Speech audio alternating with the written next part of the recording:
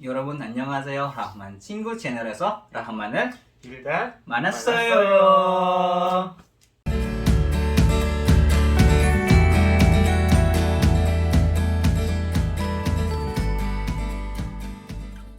Jadi balik lagi tergantung gimana rezeki kita gimana. Terus juga ya gimana doa, kencengin doanya aja sih sebenarnya. Terus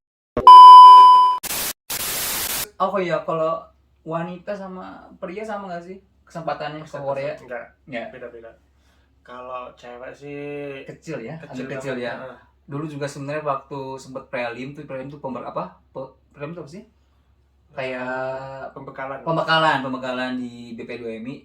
Jadi sebenarnya dari pihak sananya juga dia udah kayak ngejelasin, jadi perempuan itu kesempatannya sebenarnya kecil buat ke Korea, jadi lebih banyak dibutuhin tenaga cowok. Soalnya kan banyak yang kerja di sini tuh lebih Berat ya, agak berat. lebih berat. Kerjanya berat-berat. Mengutamakan kerja fisik. Bener, jadi lebih butuh tenaga laki-laki sih. Jadi dulu juga mereka cuma bilang kayak cewek tuh sebenarnya persentasenya cuma 1,8%, jadi 1,8%, jadi itu kecil banget. Jadi ya tetap nggak apa-apa, yang mau tetap apa buat cewek mau nyoba nggak ada salahnya.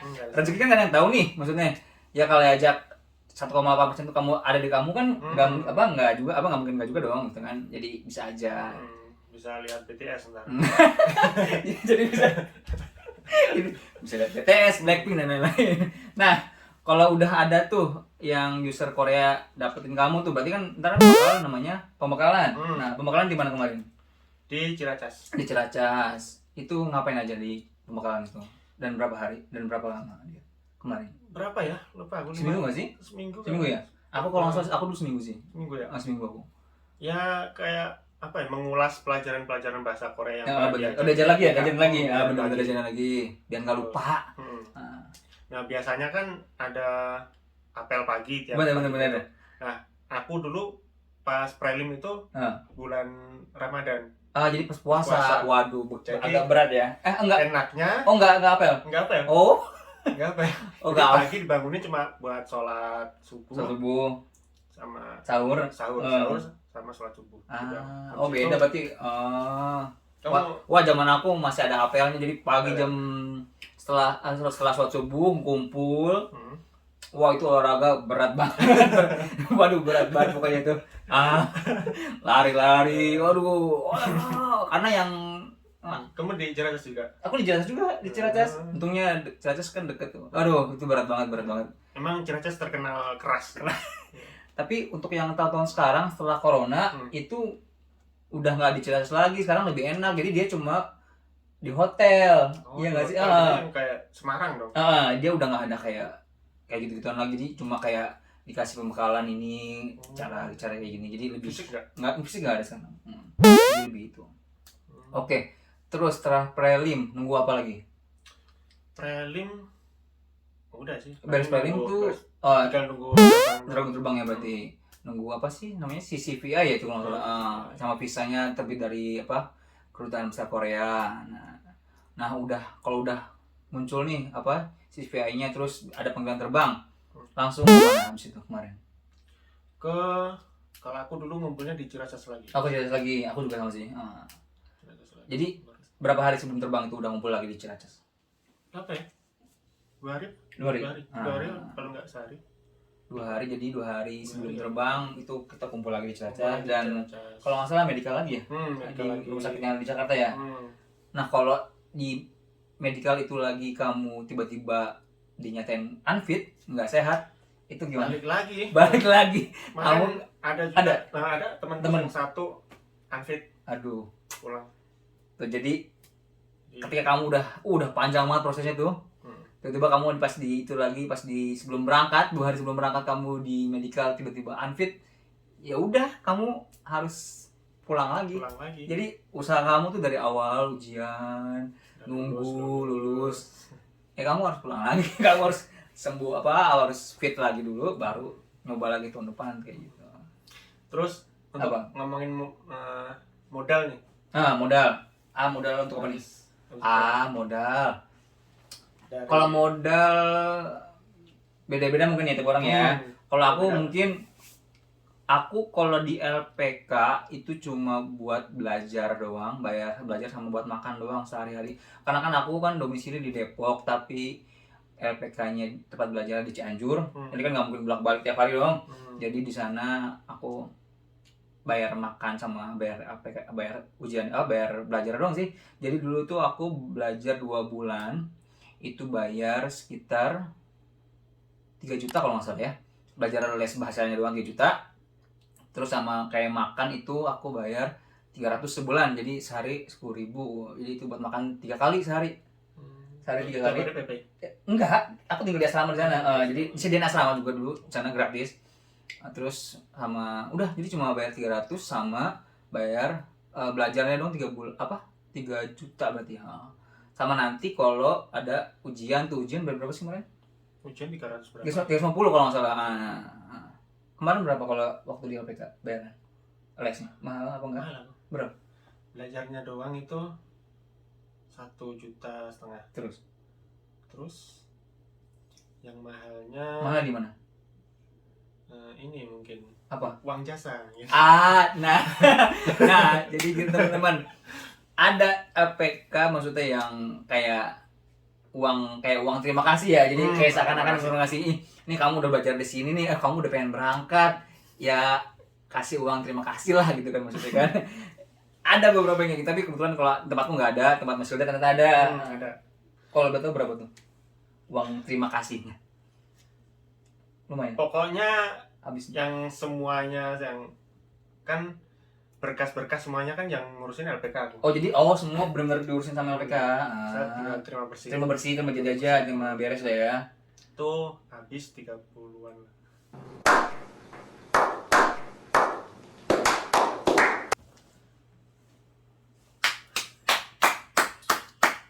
Luar biasa. 30 juta? 30 juta. Aku enggak. Wah, serius? Iya, itu udah sekalian uang saku. Tapi itu udah apa tiket terbang juga bukan? Udah. Semuanya udah. Semuanya udah.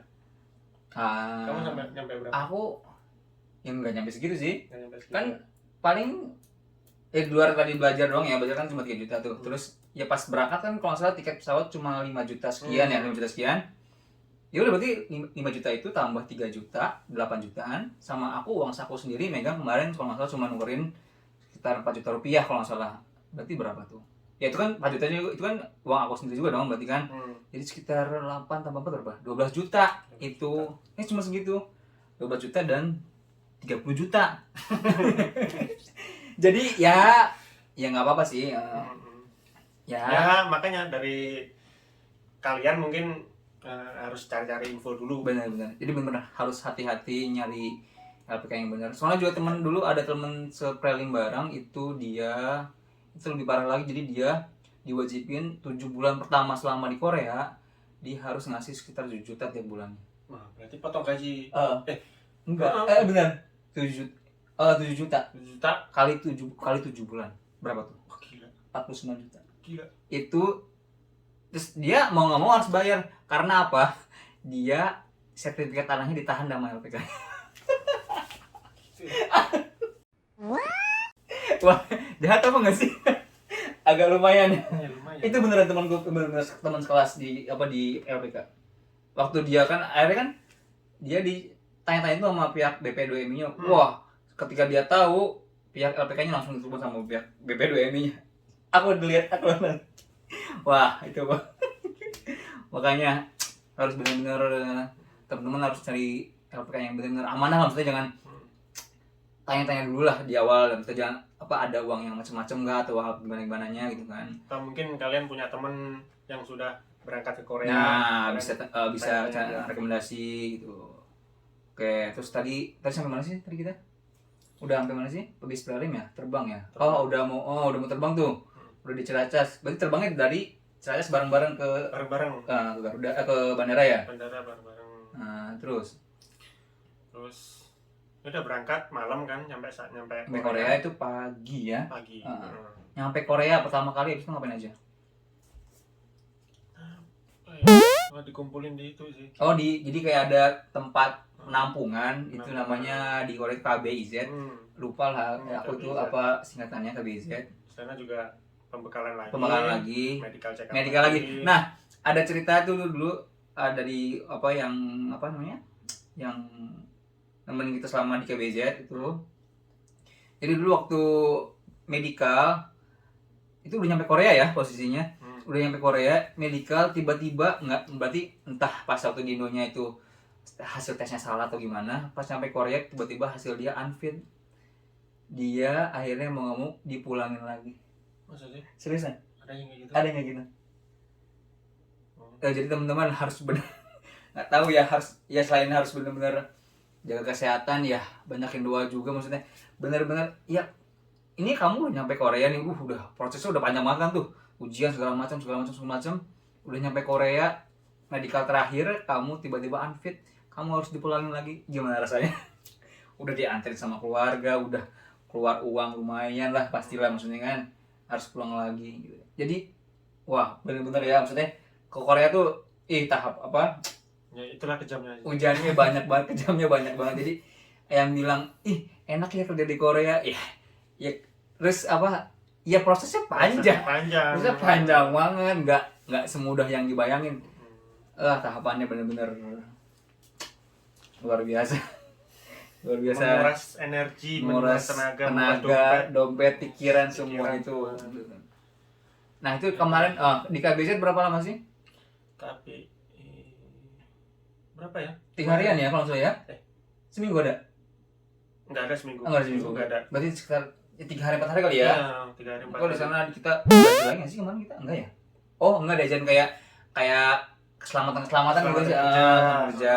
Sama itu paling dibuatin kartu ATM ya. Jadi ATM buat pertama kali kita di Korea nanti. Jadi kita dibuatin ATM di sana, terus kasih pembekalan lagi lah intinya.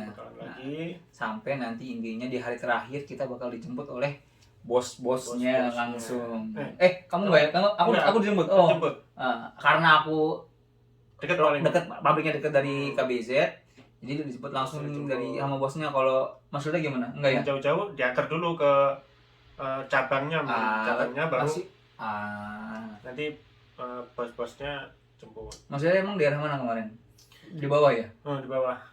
Di Daejeon? Bukan, Jeollanam-do. Oh beda provinsi. Karena jauh. Bosnya kan nggak mungkin jemput jauh-jauh tuh. Jadi yang daerah-daerahnya sama, yang daerah-daerah yang agak bawah, beda provinsi, dia tuh kesana dulu naik bis ya. Naik bis, nanti baru udah dekat dari daerah tempat dia, baru bosnya jemput kayak gitu. Wah, panjang ya? Panjang banget prosesnya. Aduh. Itu pengalaman paling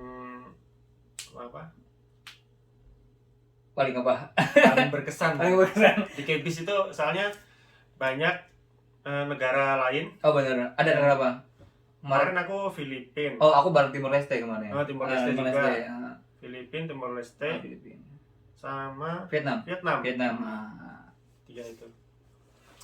Jadi wah, Korea kan bener panjang banget prosesnya. Dibilang mudah, enggak, sulit. Karena saingannya bener ribuan. Bener. Oh iya, jadi waktu teman-teman, waktu ujian bahasa Korea itu yang ikut nggak dikit. Itu yang karena peminat ke Korea itu banyak banget. Mungkin bisa pesertanya 60.000. Yang diambil cuma 4.000, 3.000. Itu saingannya bener-bener. Ngerasain lah, maksudnya dulu aku pernah kan kayak ikut SBMPTN lah, SBMPTN tuh yang ujian kan tuh. Ya itu nggak terlalu nyesek, maksudnya ya emang ikut banyak, sekali ujian nggak lulus, ya udah nggak lulus, selesai ket. Kalau kita udah lulus tahap 1 masuk ke selanjutnya, udah jauh-jauh, tiba-tiba ada masalah, ya udah selesai lagi, ngulang lagi tahun depan. Wah, tes lagi dari awal lagi, ujian lagi. Wah itu jujur dibanding ujian apapun yang pernah dilakuin, ujian ke Korea itu lebih berat, paling susah dari semuanya. Nah, tapi kebetulan cerita sedikit, kemarin kalau aku masuk belajar itu 2017 bulan 12, 3 bulan belajar. Habis itu tiba-tiba alhamdulillah langsung ada ujian. Ada ujian sama kayak Mas Yuda, ada ujian bahasa Korea. Kebetulan alhamdulillah langsung lulus. Tiba-tiba cuma nunggu 3 bulan. Jadi habis lulus aku 3 bulan lulus ujian udah lulus semuanya, lulus ujian tahap 1, tahap 2, saya data segala macam, 3 bulan kemudian ada panggilan terbang. Jadi alhamdulillah nggak nunggu lama-lama. Kayak Mas Hilda kan mana agak lama nunggunya ya.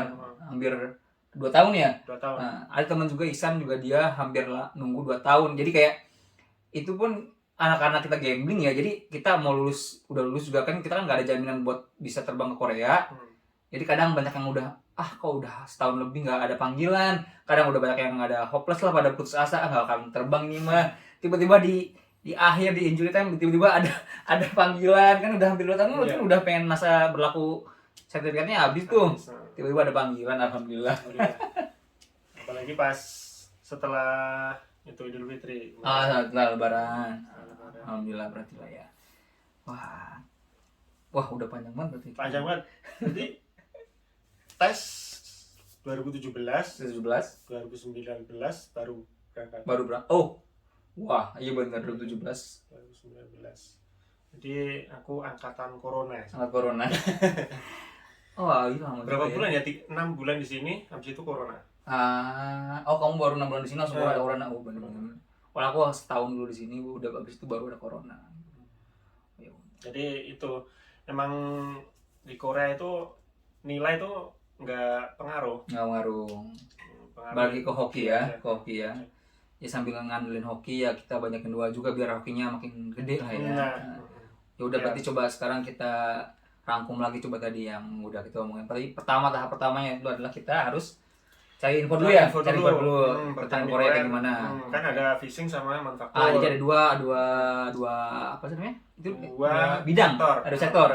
Fishing itu di perikanan ya, perikanan. Yang kedua manufaktur itu adalah di pabrik-pabrik ya.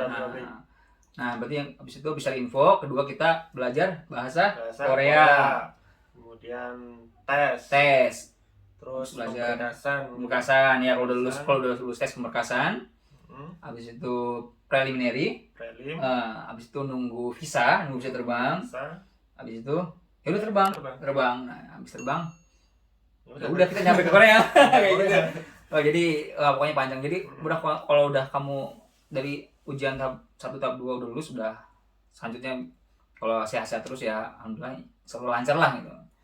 Jadi untuk kursus bahasa Korea 3 bulan itu untuk kerja cukup nggak kira-kira? Cukup ya. Sebenarnya harus sambil nunggu, nanti kalau udah lulus sambil nunggu lagi lah, maksudnya sambil belajar lagi lah ya. Jadi biar nyampe sini tuh nggak banget lah ya, maksudnya kan karena kan komunikasi penting banget ya. Kalau kita pinter kerja juga kalau komunikasi nggak bisa kan sama juga bohong kan, maksudnya ntar disuruh A kita ngelakuin C kan lah ini apa nih, sajangnya juga ntar kan bosnya kan juga pada nggak bisa bahasa kurang nih gitu kan. Jadi ya sambil itu kita harus tetap sambil belajar lah ya gitu. Ya udahlah, udah panjang kayaknya ya. Udah omongannya udah panjang banget. Ya udah teman-teman, kayaknya udah cukup sampai situ aja. Jadi kalau ada yang mau tanya lagi bisa tanya langsung ke komentar atau ke Instagram @rahman1313 atau Mas Hilda apa Instagramnya? Hilda Sanjaya, L-nya 2. Hilda _ Sanjaya. Hilda _ Sanjaya. Ya udah teman-teman, sampai sini dulu. 여러분 지금까지 시청해주셔서 감사하고 구독하고 좋아요 버튼 누르는 거 잊어버리지 마세요. 저는 라흐만이었습니다. 힐다였습니다. 다음에 또 봐요.